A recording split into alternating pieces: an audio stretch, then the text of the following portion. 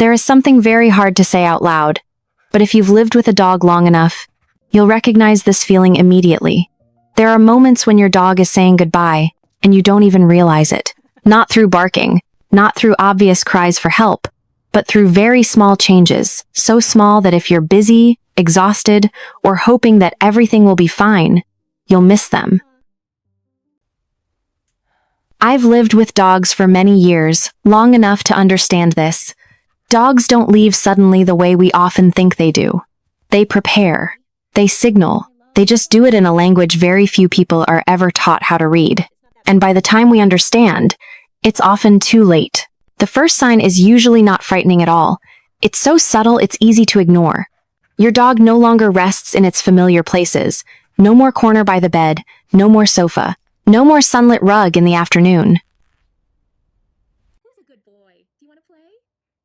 Instead, you find them under the table, in dark corners, behind furniture, in the bathroom. Most people's instinct is to pull them out, put them back where they used to lie, close doors so they can't hide.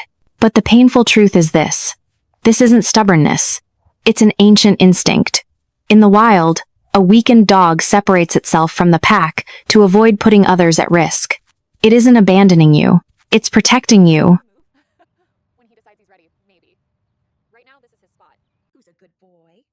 Are you listening to Mama's voice? And every time you force them out of their chosen shelter, their stress rises, and their already fragile body becomes even more exhausted. Then one day, you notice they're no longer interested in the things that once made them happy. The ball stays untouched. The leash hangs still. Their favorite food remains in the bowl. Many people think maybe they're bored. Maybe they're sad.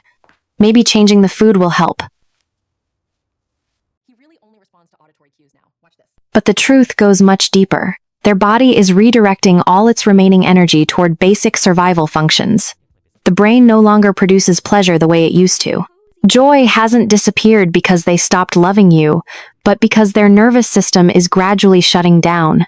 And in that moment, the one thing that still helps them feel more stable is you sitting beside them, without forcing, without pushing, without asking them to cheer up.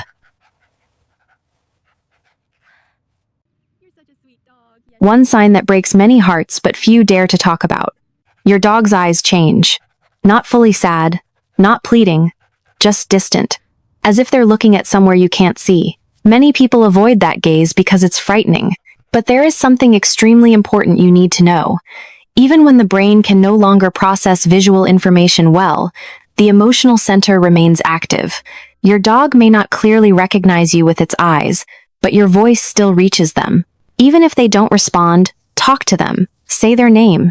Say the things you never said before. To a dog, a familiar voice is the final thread that keeps them anchored in a sense of safety. There will come a time when you notice their paws are unusually cold, their ears are cold, or the opposite, they pant heavily and search for cool places. Their body can no longer regulate temperature on its own. At that point, you don't need to do anything complicated. Just pay attention. Cover them lightly when they're cold. Avoid heavy weight. Let them cool down when needed. You become the thermostat their body can no longer be.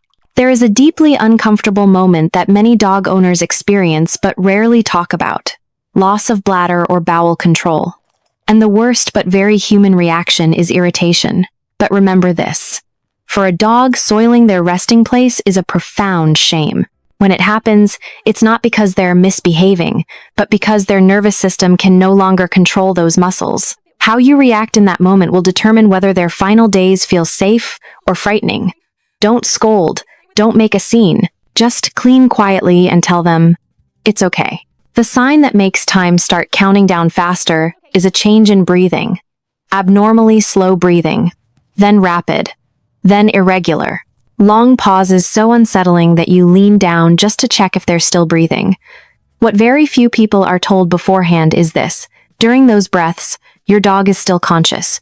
And what reduces their fear most isn't medication or a veterinarian, it's your presence. Lying beside them, placing a hand on their chest, speaking softly. No chaos, no rushing, just being there. And there is one final truth. Incredibly hard to accept, but if you love dogs, you need to hear it. Many dogs don't let go because they are waiting for your permission. They feel your pain, and they stay, even when their body is exhausted, because they believe that leaving will destroy you. When you speak to them calmly, honestly telling them you understand, that they've done enough, that they're allowed to rest, many dogs relax almost immediately. Not a miracle, a release. These signs don't appear all at once. They arrive gradually, like a farewell letter written through the body. And many people only read that letter after it's already too late. Don't be one of them. If you've ever had to say goodbye to a dog, leave their name in the comments.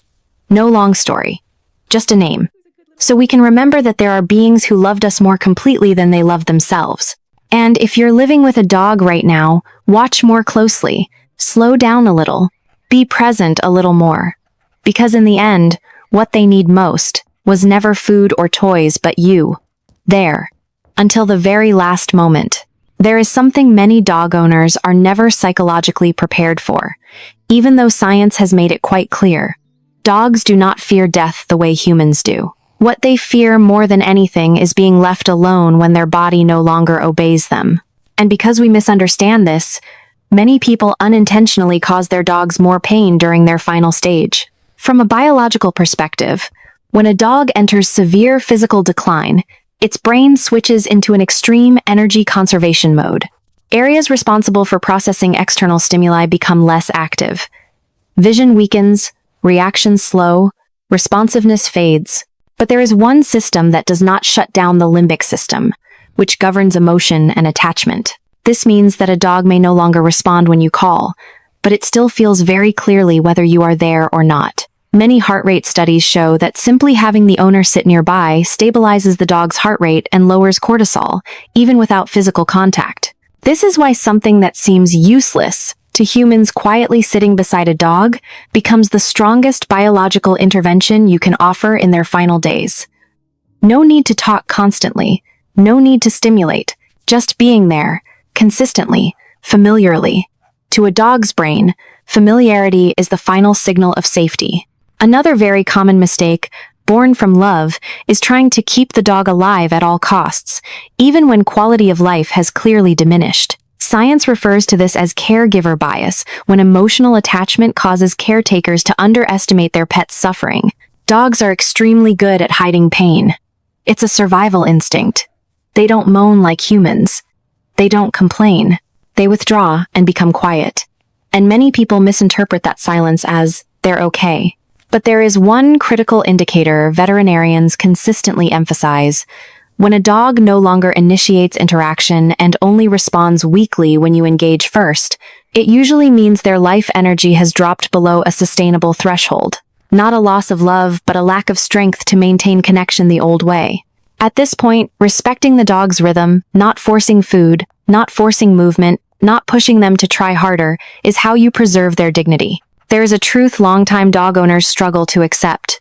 Dogs often endure longer than they need to, simply because they sense you are not ready. This behavior is not moral or conscious, but deeply biological.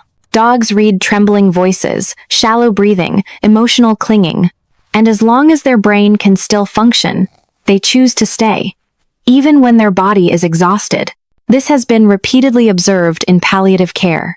When owners calmly accept what is happening, many dogs pass within hours or a day, as if they had been waiting for permission. This does not mean you should let go too early. It simply means dogs need your emotional honesty, not desperate holding on. You can love them deeply and still say, in a slow and steady voice, "You've done enough." To a dog's brain, this is not abandonment, it is a release from tension. If you are living with a dog and reading this, a familiar fear may be rising inside you. Will I recognize it in time? No one recognizes it perfectly. But there is a very practical way to avoid regret. Watch the small changes, not just major crises. Dogs rarely die suddenly. They change rhythm first. They move less, seek you less, respond less. These changes are not meant to hurt you. They are the body's way of saying, I am tired. And if one day you must face the hardest moment, remember that science, biology, and love all point in the same direction. What matters most is not how long you keep them alive, but how you stay with them. Dogs do not need long final days. They need final days without loneliness, without misunderstanding, without being forced to stay strong. If you once lived with a dog and still remember their final days, clearly not the pain, but a quiet, honest moment, leave a line in the comments. No details needed. Just say, "I was there." Other dog owners will immediately understand what that means. Before this video comes to an end, I want you to hold on to one very small but very real thing. Living with a dog is not about learning how to keep them here for as long as possible. It's about learning how to be with them in the right way until you no longer can. None of us is ever truly prepared for the moment we have to say goodbye to a dog. You can read endlessly, understand a great deal, and still when that moment arrives, your heart will hurt as if it were the first time. And the one thing that makes that moment a little less heavy is not how much you did, but whether you were present. Present when they were tired. Present when they were silent. Present when they could no longer respond the way they once did. If you are living with a dog right now, take a moment to look at them a little longer after this video ends. No calling, no touching, just looking. Listen to their breathing. Remember how it feels, because one day, those very ordinary moments will become the ones you remember most. And if you've already had to say goodbye to a dog, and even now you still feel a tightness in your chest when you think about it, know this. That pain isn't because you did something wrong, but because you loved deeply. And deep love always leaves a mark. Leave a small sign in the comments, maybe their name, or just one simple line. "I still remember." No explanation needed. Those who have lived with dogs will understand immediately. Thank you for staying until the end. If you want to continue with stories like these, not teaching, not judging, just speaking honestly about the relationship between humans and dogs, stay with the channel. We'll keep going together, slowly, quietly, and with a little more kindness, the way a dog stays by your side, until the very last moment.